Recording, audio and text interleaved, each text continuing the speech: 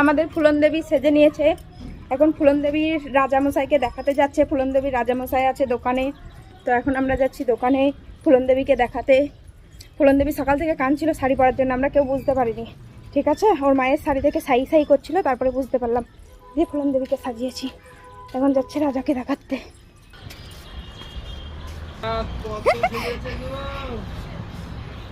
এই দোকান চলে এসেছি রাজামশাই, এসে একটুখানি দিদিরি হচ্ছে। দেখো রাজামশাইকে দেখাচ্ছে।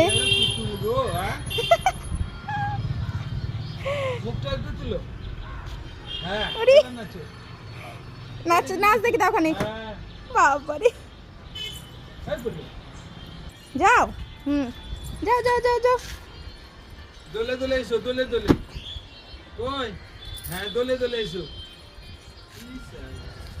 ফুলন দেবী,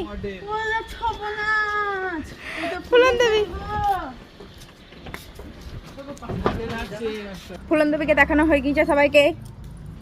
এই যে ওইটা হচ্ছে ফুলন দেবীর ঠাকুমা।